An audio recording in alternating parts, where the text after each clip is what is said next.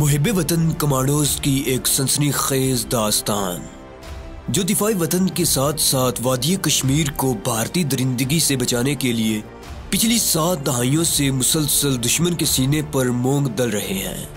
कहानी की तरफ बढ़ने से पहले आपसे गुजारिश है कि चैनल को सब्सक्राइब कीजिए और वीडियो को लाइक कीजिए। आइए कहानी की तरफ चलते हैं। सुलेमान ने कहा, अपने इस दोस्त को हरगिज़ न बताना कि हम किस मिशन पर कोचैन जा रहे हैं। इमरान ने कहा, उसे बताने का सवाल ही पैदा नहीं होता। मैं उससे कोचैन के बारे में कोई जिक्र तक नहीं करूंगा। ये बताओ कि हम कब इस मुहिम पर रवाना होंगे। मेरी तरफ से कल ही चले चलो, सुलेमान बोला। हम जितनी जल्दी इस मुहिम को शुरू करें उतना ही अच्छा है, लेकिन मेरे पास तो रेल का किराया नहीं है। कोचैन अपने दोस्त रजब अली के पास पहुंचकर हमें रुपए पैसे की तंगी नहीं होगी।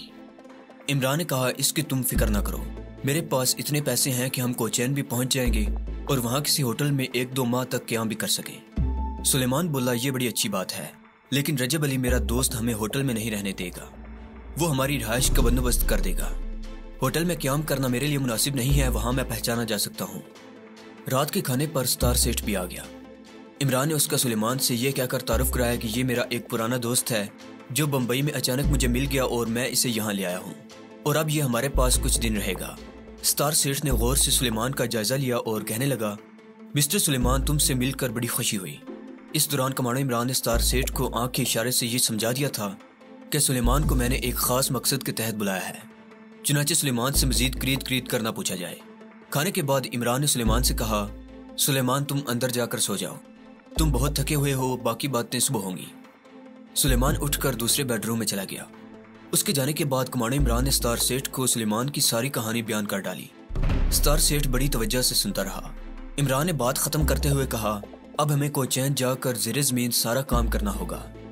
क्या कोचैन में अपना कोई आदमी है जो ज़रूरत के वक्त हमारी कोई मदद कर सके? स्टार सेठ चंद सेकंड खामोश रहा, फिर कहने लगा, वहाँ हमारा कोई आदमी नहीं है।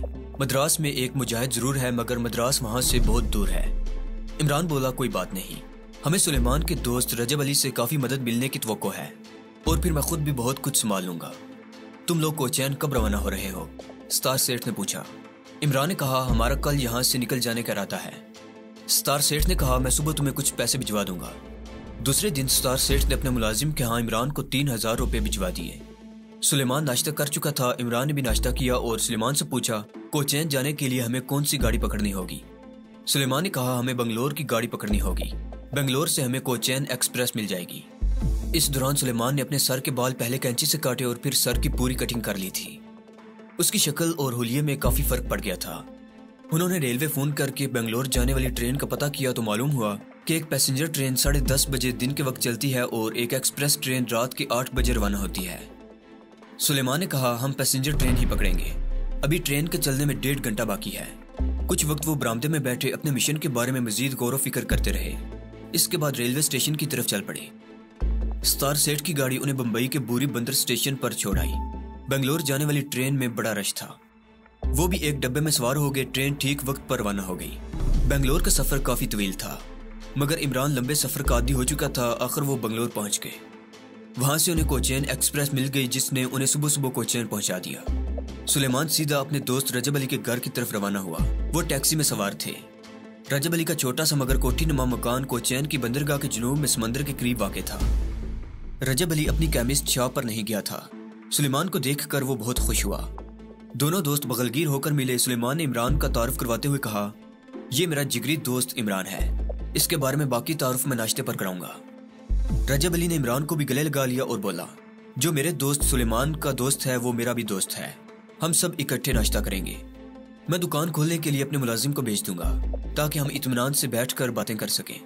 नाश्ते पर सुलेमान ने रजब अली से कहा, दोस्त, हम एक खास मिशन पर कोचैन आए हैं। रजब अली ने सुलेमान से कहा, मुझे तुम्हारे बारे में इल्म हो गया था कि भारत की सेंट्रल इंटेलिजेंस ने तुम्हें किसी दूर दराज मुकाम पर जलावतन कर दिया है। क्यों जलावतन किया है, इसकी रिपोर्ट भी मुझे मिल गई है। तुम्हें देखकर मुझे इसलिए भी खुशी हुई है कि तुम जिंदा सलामत मेरे पास वापस आ गए हो, क्योंकि भारत की सेंट्रल इंटेलिजेंस एजेंसी जिस मुसलमान को पकड़कर किसी भी वजह से जलावतन करती है तो फिर वो शख्स दोबारा किसी को जिंदा नजर नहीं आता। सुलेमान ने कहा, मैं भी तुम्हें जिंदा नजर ना आता अगर इमरान मेरी मदद को ना पहुंच जाता। इसके बाद सुलेमान ने रजब अली को अपनी सारी कहानी बयान कर दी। रजब अली बोला, तुम बड़े खुशकिस्मत हो सुलेमान कि अल्लाह ने तुम्हें बचाने के लिए एक सबब पैदा कर दिया। और इमरान को फरिश्ते के रूप में तुम्हारे पास भेज दिया। तुमने इसलिए सर मंडवा दिया है ताकि पहचाने ना जा सको।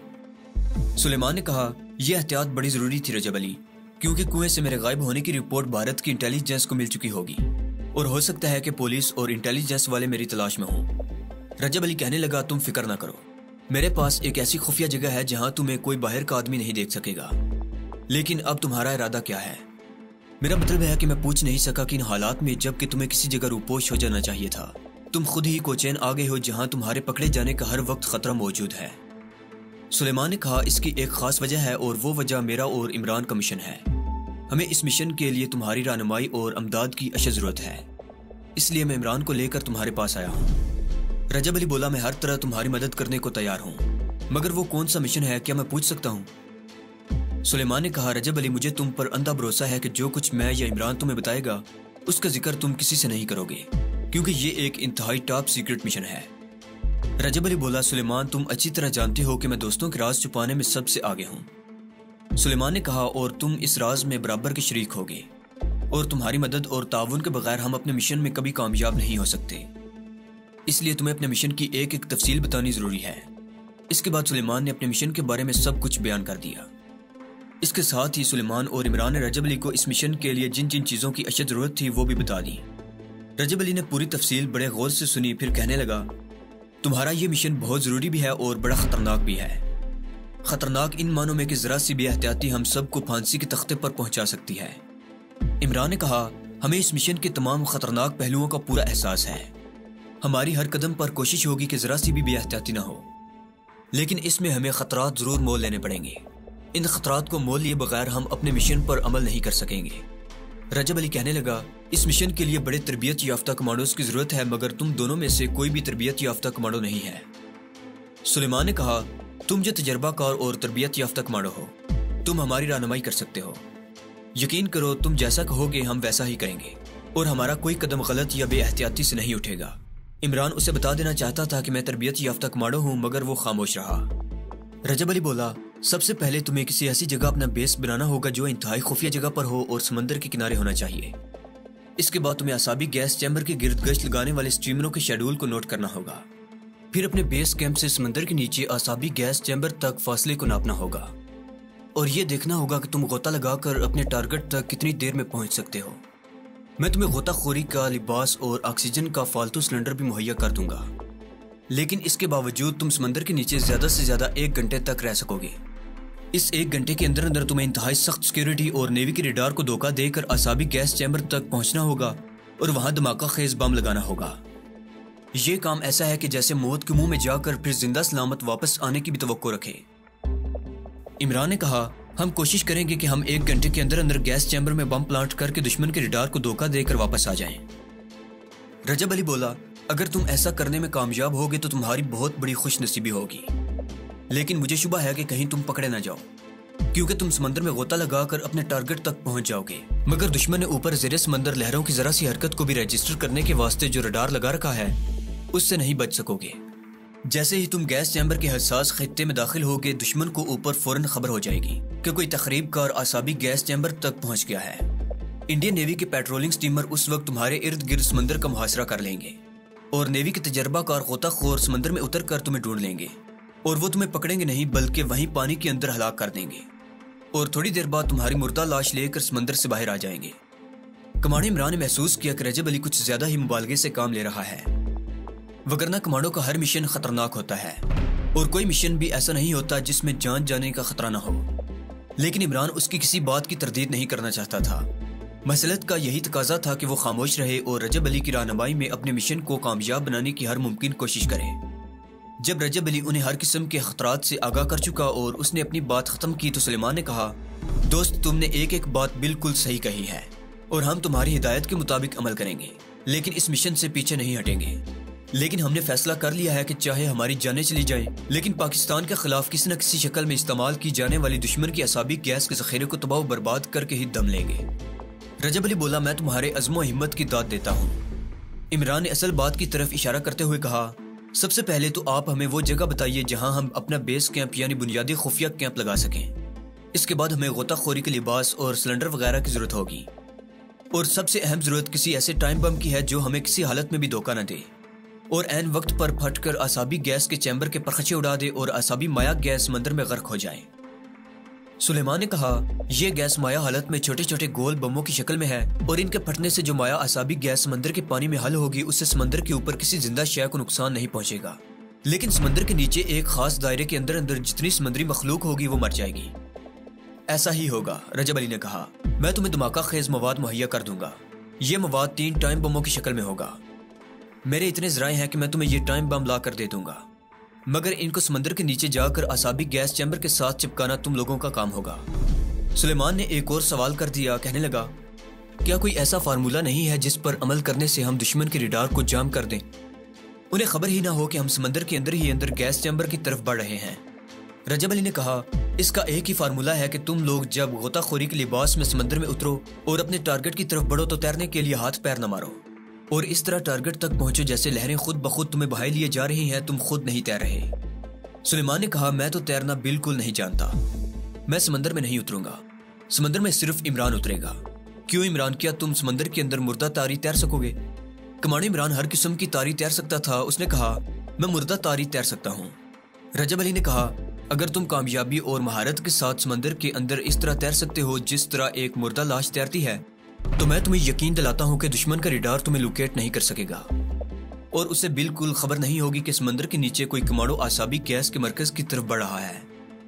अब रह गई ये बात कि तुम्हें आसाबी गैस चैम्बर के करीब जाकर टाइम बम भी लगाने होंगे और इसके लिए तुम्हें अपने हाथों और बाजुओं को हरकत भी देनी पड़ेगी। इसका सिर्फ एक ही हल है कि तुम बाजुओं को बहुत आहिस्ता आहिस्ता इस तरह हरकत दो कि तुम्हारे बाजू हिलाने से समंदर में लहरें पैदा ना हो। तुम बिल्कुल स्लो मोशन में हरकत करोगे। इमरान ने पूछा, क्या ऐसा हो सकता है कि हम पहले सिर्फ टारगेट को चेक करने के लिए समंदर में उतरें और जरूरी पोजीशनों की निशानदही करके वापस आ जाएं और इसके बाद फिर अपना असल ऑपरेशन शुरू करें? रजब अली ने कहा, नहीं, ऐसा करने से मुमकिन है तुम पकड़े जाओ। तुम्हें जिस रोज कमांडो ऑपरेशन शुरू करना होगा वही तुम्हारा फाइनल दिन होगा और तुम उसी रोज समंदर के नीचे जाकर आसाबी गैस के जखीरे में बम लगाओगे। इमरान और सुलेमान ने रजब अली के साथ तमाम जरूरी अमूर तय कर लिए। आखिर में जब बेस कैंप की बात हुई कि वो किस जगह पर कायम किया जाए तो रजब अली बोला, मेरे जहन में एक जगह है, वहां तुम्हारा बेस कैंप कायम हो सकता है। वो समंदर के साहिल पर भी है और वो जगह वीरान गैर आबाद भी है। सुलेमान चूंकि रजब अली को अच्छी तरह से जानता था, उसने पूछा, क्या ये कोई नई जगह है? रजब अली बोला, नई जगह नहीं है, ये मेरा मकान है। कोचेन की बंदरगाह से 4 मील के फासले पर मैंने किसी जमाने में एक छोटा सा मछली फार्म बनाया था और वहां रिहाइश के लिए एक कमरा भी डाला था। बाथरूम और किचन भी बनवाया, मगर मेरा मछली फार्म चल न सका और मैंने इसे बंद कर दिया। लेकिन वो कमरा बमा किचन और बाथरूम के फार्म पर अभी तक मौजूद है। तुम उसे बतौर बेस कैंप इस्तेमाल कर सकते हो। वहां कोई नहीं आता जाता और समंदर में वो जगह भी करीब है जहां जेरे आब आसाबी गैस का जखीरा दफन है। दोपहर के बाद रजब अली ने सुलेमान और कमांडर इमरान को साथ लिया और उन्हें समंदर के किनारे अपने वीरान मछली फार्म में ले गया, जहां उसके ख्याल में इमरान को अपना बेस कैंप बनाना चाहिए था। इमरान को वो जगह बहुत पसंद आई। इसमें सबसे अच्छी बात यह थी कि इर्द गिर्द कोई आबादी नहीं थी, कोई मकान नहीं था, उन्हें वहां कोई नहीं देख सकता था। मछली फार्म के बड़े कमरे की छत बैठ चुकी थी। वहां तालाब में मछलियां पाई जाती थी। इसमें बारिश का गदला पानी जमा था। सिर्फ एक कमरा बाकी था जिसके नीचे एक कुशादा तहखाना था। सुलेमान ने इमरान से कहा, यह तहखाना हमारे मिशन के लिए बहुत मौजू रहेगा। चुनांचे उसी तहखाने को इमरान और सुलेमान ने अपना बेस कैंप बना लिया। रजब अली उनके मिशन के सिलसिले में उनका बहुत मददगार साबित हुआ। उसने एक एक करके वो तमाम चीजें उन्हें लाकर दे दी जिनकी इस मिशन के लिए इमरान और सुलेमान को जरूरत थी। 4 दिन के अंदर अंदर उनका गोताखोरी का लिबास, ऑक्सीजन के 2 फालतू छोटे सिलेंडर, पानी के अंदर फायर करने वाली 2 छोटी गन्ने जिनके आगे साइलेंसर लगे हुए थे और दूसरी जरूरी चीजें वहां लाकर रख दी। अब रजब अली ने सिर्फ 3 टाइम बम लाकर देने थे जिसका उसने इमरान से वादा भी किया था। रजब अली ने कहा, जिस रोज तुम्हें अपने मिशन पर रवाना होना होगा उससे 1 दिन पहले मैं तुम्हें 3 टाइम बम लाकर दे दूंगा। इसकी तुम फिक्र ना करो। सबसे पहला काम यह करने वाला है कि जिस जगह समंदर के नीचे आसाबी गैस चैम्बर बनाया गया था उस जगह की समंदर के ऊपर निशानदही करनी होगी। रजब अली कहने लगा, समंदर की सतह पर तुम कोई निशान नहीं लगा सकते, कोई झंडा भी नहीं लगा सकते। उस जगह की निशानदही तुम्हें अंदाजे से करनी होगी। दूसरे दिन सुबह सुबह रजब अली सुलेमान और इमरान को अपने साथ कश्ती में बिठाकर साहिली समंदर के साथ साथ 3 मील तक ले गया। एक जगह उसने कश्ती समंदर के किनारे पर खींच ली और दोनों को अपने करीब झाड़ियों में बिठा लिया और कहा, तुम्हें दूर एक स्टीमर नजर आ रहा होगा। इस स्टीमर को इमरान और सुलेमान दोनों देख रहे थे। इमरान ने कहा, क्या ये वही गश्ती स्टीमर है जो आसाबी मरकज की सिक्योरिटी के लिए गश्त लगाता है? रजब अली ने कहा, तुमने बिल्कुल ठीक पहचाना, ये पेट्रोलिंग स्टीमर ही है। उस तरफ दूसरे 2 स्टीमर दूसरी जानिब खड़े हैं। यूं समझ लो कि जहां ये स्टीमर खड़े हैं वहां से ज्यादा 200 गज के फासले पर शुमाल मशरिक की जानिब समंदर के नीचे आसाबी गैस चैम्बर है, जहां इस वक्त भी निस्फ दर्जन से ज्यादा आसाबी गैस के सिलेंडर जखीरा किए गए हैं और मौजूद हैं।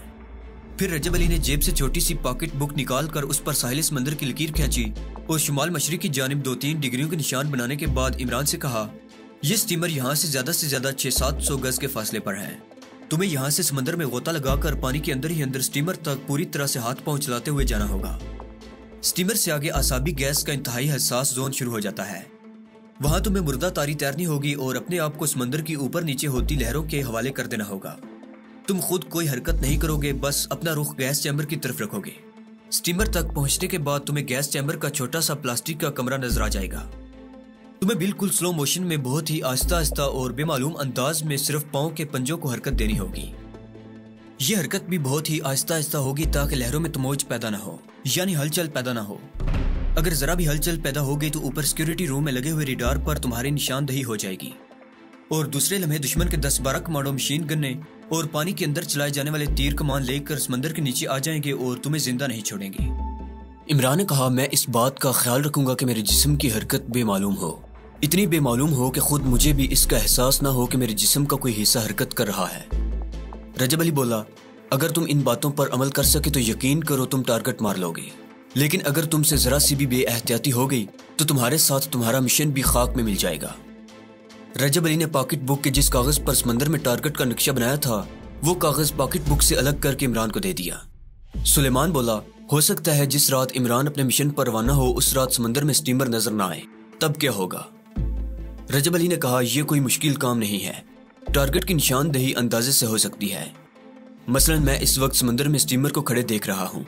अगर मैं कल यहाँ आकर समंदर पर निगाह डालूं और वहां स्टीमर ना हो तो मैं अंदाजा लगा लूंगा कि स्टीमर फलां जगह समंदर में लंगर अंदाज था।